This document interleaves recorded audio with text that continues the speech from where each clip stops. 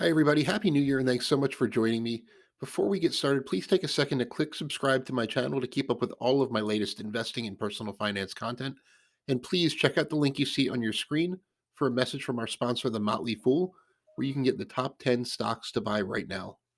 So, I don't know if you're aware of this, Tyler, but home prices increased by double digits again in 2022. A lot of people, the housing market kind of slowed to a crawl, but home prices were about 10% more than where they were a year ago at the end of 2022. So a lot of experts are calling for home prices to crash in 2023.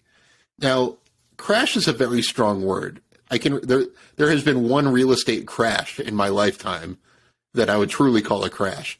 It's really rare for home prices to even decline year over year.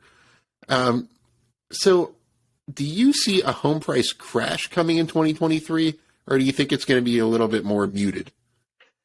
Yeah, crash is such a violent word for something like real estate that I hesitate to say yes to the word crash, but do I would not be surprised in the slightest if we saw a decline in interest rate, or sorry, a decline in housing prices, largely in part because of the higher mortgage rates that we have seen, that will, bite into affordability and bite into eventually housing prices. I don't think that the current housing prices have priced in the higher mortgage rates that we're seeing. And I think a large reason why we have seen the market come to a crawl, because in 2021, if I was buying my house with a 2.6% mortgage, my purchasing power was almost double what it is today, with more than double actually, with a 5% mortgage, based on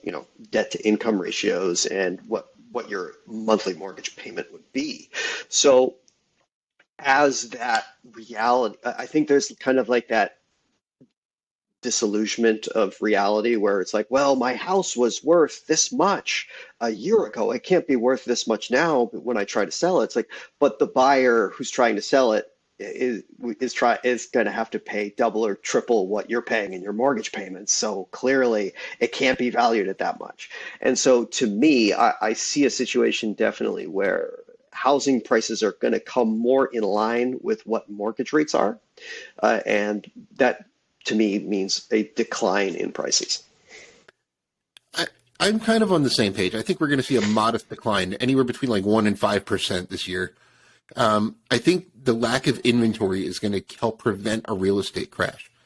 And if you look back to that last real estate crash I referred to after the financial crisis, there are a few big differences between now and then.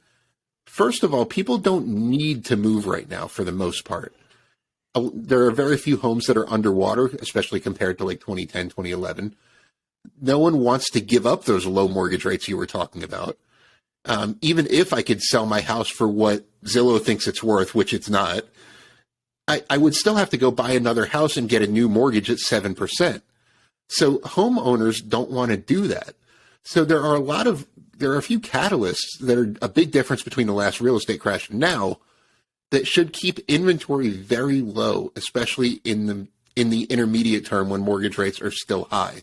So I'm going to say that we are going to end 2023 with home prices as a whole in the United States. Obviously, every market's different, with a very small single-digit decline. Yeah, it was the point I wanted to make at the end there too, was like you said, on average nationally, like probably modest declines, but I could definitely see pockets where declines are much more stronger than others.